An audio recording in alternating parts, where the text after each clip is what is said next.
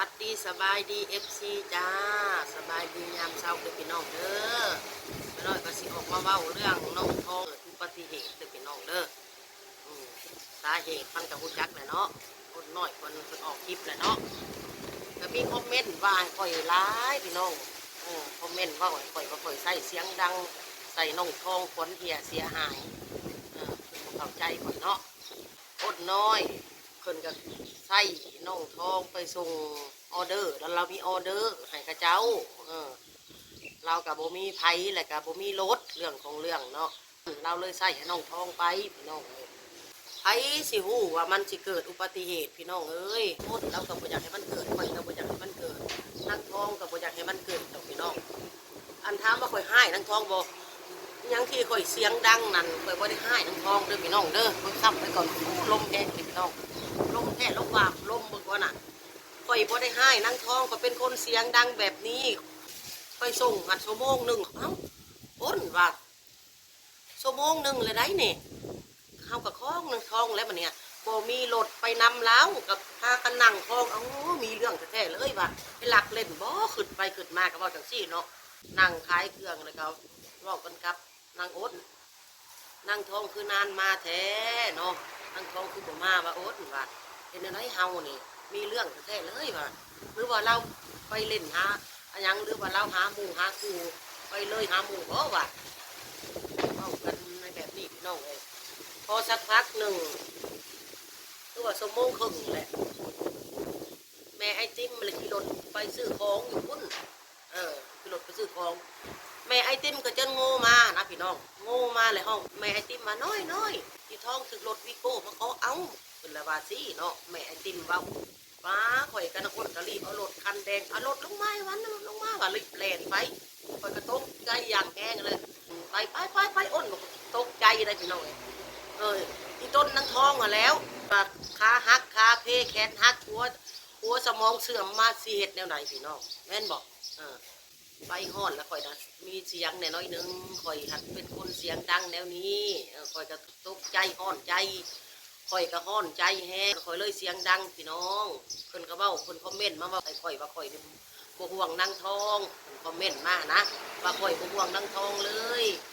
ไอ้ว่าข่อยใส่เสียงดังให้น้องวันเหียเสียหายมันบ่แม่นเด้อจ้าข่อยเป็นคนเสียงดังแบบนี้ข่อยถามเราซื่อๆข่อยบ่ได้ให้แล้วจักปีข่อยก็ห่วงแล้วข่อยจังข่อยเลี้ยงเราได้ผู้คอมเมนต์นั่นบ่ได้เลี้ยงเราได้ข่อยนี่ห่วงเราแห้งว่าเป็นแบบใดข่อยก็ถามพบปลายสาเหตุมันคือบ่บอกเขาว่าอย่าเผาไปเด้อข่อยสิห้องแม่ข่อยมาก่อนเรื่องของเรื่องนั่นข่อยเว้านั่นบ่แม่นว่าข่อยให้นางทองในความหมายนั่นเพิ่นก็คอมเมนต์ใส่ข่อยต่างๆนานาว่าข่อยนี่บ่เป็นห่วงนางทองข่อยห่วงทั้งคนทั้งรถข่อยห่วงพี่น้องเอ้ยห่วงหมดสองว่าสิซะนางทองข่อยก็แห้งห่วงเลยมันชีวิตคนเล่านี่กับคนถ้าข่อยบ่ห่วงเล่าข่อยเลี้ยงเรามา5 ปีแล้วเป็นหยังข่อยสิบ่ห่วงเราข่อยถามแน่แม่นบ่ทุกคนเนาะข่อยก็ต้องห่วงพี่น้องเอ้ยข่อยหัวใจข่อยอยู่ลุ่มหมดเลยพากันสั่นกันอดตายโลดย่านแห้งหาแล้วย่านว่าแห้งเนาะคองกันอดคองอยู่โอ้ยอ้นเลยว่าตายโลดนางอ้นเป็นคนใส่ไปอันส่งยามนางอ้นแล้วก็เว้ากันในคลิปเราแล้วนางอ้นน้อยแล้วก็มีคนเว้าไอ้นางมนว่าอันเป็นพออีมนว่ามันข่มขู่น้องทองไอ้ขวัญเหียเสียหายกับเว้าไอ้นั่นก็เว้าพออยากถามแน่นางมนแล้วขู่เรื่องหยังใครไปบอกเจ้ากู้ได้แนวใดมีหลักฐานบ่เพิ่นคอมเมนต์มา2 คลิปเลยในคลิปข่อยนั่นว่านางมนข่มขู่นางทองน้องทองเลยคนเกียเสียหายว่ะข่อยถามเนี่ยว่าเอาหลักฐานมาให้เบิ่งเด้อไปเว้าหลักฐานมาแต่ใส่เอามาเบิ่งมือใดเราข่มขู่แล้วก็หาเรื่องใส่นางมนว่านางมนเป็นคนใส่ไปเว้าจังซี่นางมนบ่ได้ใส่นางมนเราก็หักนางทองพี่น้องเอ้ยอันนี้นั่นบ่ได้ไปปกป้องนางมนเด้อเนี่ยเด้อพี่น้องคอยเว้าไปตามความจริงเว้าในสิ่งที่มันเป็นความจริงเอาบ่ได้คิดตัวน้องขัดคนเนาะบ่แม่นเฮาญาตินางมนคอยบ่ได้ญาตินางมนเรื่องหยังก็สิญาติเรา เราก็นับถือข่อยเป็นน่ะสาวข่อยเป็นน่ะสาวเราก็เป็นหลานข่อยถ้ามันแม่นข่อยนี่ก็ว่ามันแม่นเอาความจริงมาเว้าวัดกันเลยมาซึ่งหน้ากันเลยตอนที่ซะเว้าซุ้มสี่ซุ้มห้าเว้าคอมเมนต์นะเว้าบ่ข่อยกับโอ้ห่วงใส่เสียงดังใส่น้องห่วงน้องทองเลี้ยงมาแต่ด้นว่ะโอ้ยตายห่าข่อยบ่ฮักนางทองข่อยสิไปเลี้ยงเราเห็นนักตั้ง4-5 ปีเราก็บ่ได้อยากให้มันเกิดอุบัติเหตุเพราะอยากมันเกิดเราเป็นทุกปีอุบัติเหตุนะทุกปีเลยได้พี่น้องนางอ้นน้อยเราก็ฆ่าลูกน้อยแน่อยากขายแน่เราก็อ้นน้อยเลยว่าได้ส่งให้แน่เด้อทองเราว่าโดยเราก็มาเอารถหนึ่งมานี่อ้นน้อยเราบ่มีรถคันดำเรานั่นเอาไปแปลงเราก็ค้าขายเครื่องทั้งหลายอย่างแล้วเราขายดีบ้านนี่นะพี่น้องเอ้ยเราได้ขายอยู่หมู่บ้านนี่นะเราขายนั่นเราเลยให้นางทองไปส่งเราก็เคยใส่นางทองหลายเถื่ออยู่แต่มันกับบ่ได้เกิดเนาะเอากับบ่โทษเนาะอันนี้เนาะเราก็บ่อยากให้มันเกิดดอกพี่น้องบ่อยากให้มันเกิดเสียหายดอกถ้าอยากให้ว่ามึงไปเด้อล่มเด้อมึงเห็นล่มเด้อถ้าเราเป็นอีหยังมากกับนางอ้นน้อยก็อัญญะเราแล้วน่ะเราก็ได้เราก็ห่วงสุดห่วงพี่น้องคอยก็ห่วงสุดห่วงเห็นหมอนางอ้นน้อยไปหมอกับไปกับเบิ่งเหตุเบิ่งผลบ่แม่นว่าสิเลือดอาบกระตูคอยก็ห่วงคนคือกันคอยหูอยู่เหตุผลคอยเบิ่งคือกันเบิ่งแต่แผลนี่ก็หูแล้วมันนักมันหนาเอากับหูจักเห็นบ่ไปตามทันหมอใหญ่เลยทันหมอเลยอันนะฮะทันหมอใหญ่ได้คลินิกนั่นเพิ่นเบิ่งอาการเพิ่นก็หูจักแล้วเจ้ารถลื่นผู้ข่อยเลี้ยงนี่เนาะเว้าใส่ข่อยว่าข่อยในนั้นในนี้ข่อยก็ห่วงเราก็ชีวิตคนแม่นบอกพี่น้องผู้ว่าห่วงนางทองนั่นเคยเลี้ยงนางทองบอกให้ถามเนี่ยข่อยเด็กคนเสียงดังซื่อๆเด้อพี่น้องเด้อใส่เสียงดังซื่อไปถามกุ๊บป้ายสาเหตุมันซื่อเพื่อไม่ได้ให้น้องว่าสิซะให้เข้าใจขัดน้ำกันเดี๋ยวคอมเมนต์ซุ่ม4ซุ่ม5บ้างให้ข่อยลายเพราะว่าข่อยเป็นคนเสียงดังไปถามเราข่อยไม่ได้ให้แล้วนางอ้นน้อยว่าอันยังเพิ่นเว้าถึงที่ได้คอมเมนต์หนึ่งเพิ่นว่านะพังจากน้ำเสียงอ้นน้อยแล้วห่วงน้องทองจริงๆเพิ่นว่าไม่เหมือนยายน้อยเพิ่นว่าโอ้ยนางอ้นเป็นคนใส่ไปป้าตัวถ้าเกิดนางทองเราเป็นอีหยังมานั่น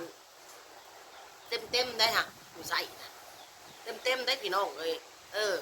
เราต้องค้นคว้าหมดทุกอย่างได้น่ะ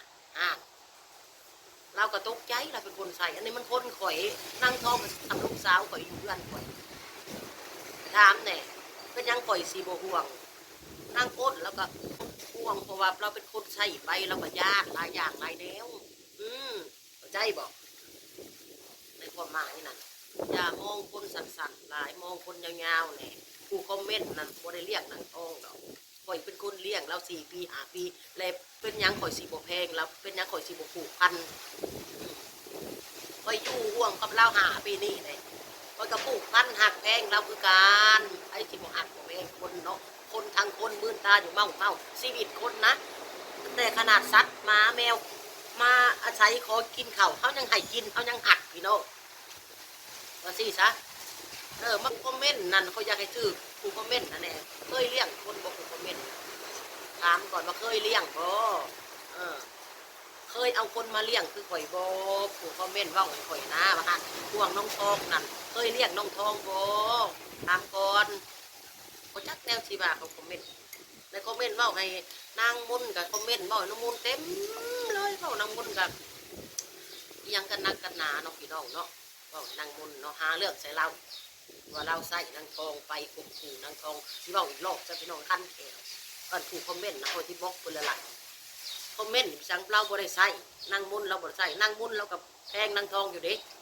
นางมนเราแพงนางทองอยู่เด็กถ้าเราใส่นางทองไปเนาะเราให้โลด20,000 30,000เด้อเราใส่เราให้เงินโลดเราบ่ได้ยากให้20,000 30ทองเอา40ทองให้เงินโลดค่ะเราใส่นั่นเรากับแพงนางทองคือการเราหูอยู่ว่านางทองลูกมีพ่อมีแม่มีกับซ้ำว่าบ่มีแม่นบ่ทุกคน ข่อยก็คือกัน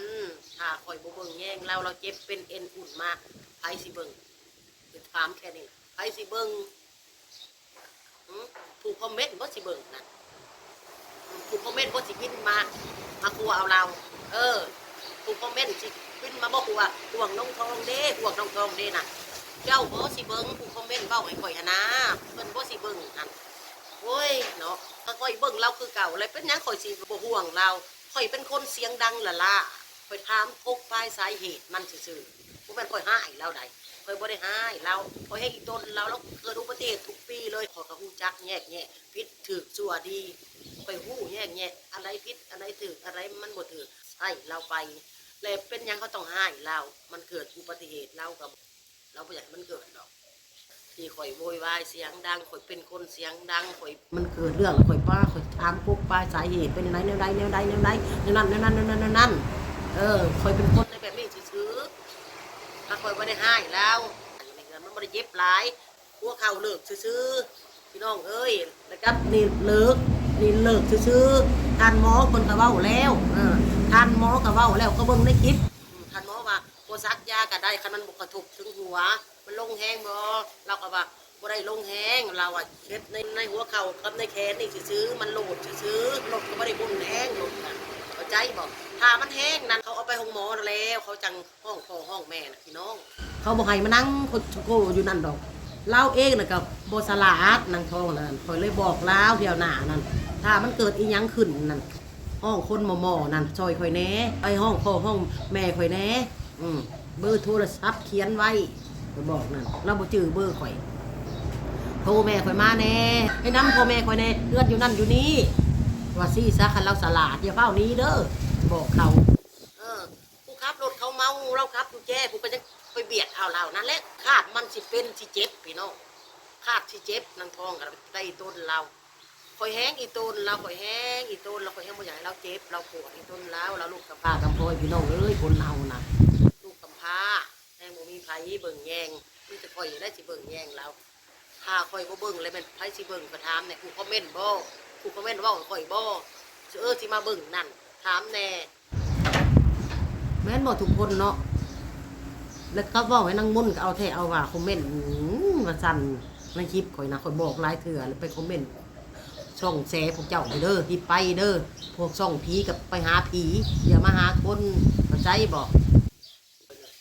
รำคาญบ่เป็นหยังดอกเว้าน้องข่อยเว้าหยังคิดมาเว้าให้ข่อยหยังข่อยบ่ได้แม่นลาวนี่ฮะอันนี้ก็ช่องข่อยแม่น้อยแฟมิลี่ช่องข่อยนะบอกนะลูกหลานข่อยก็คบกันติข่อยก็ฮักแพงกับเขากินข้าวกินน้ำร่วมกันนั่นแหละคนเฮาพี่น้องเอ้ย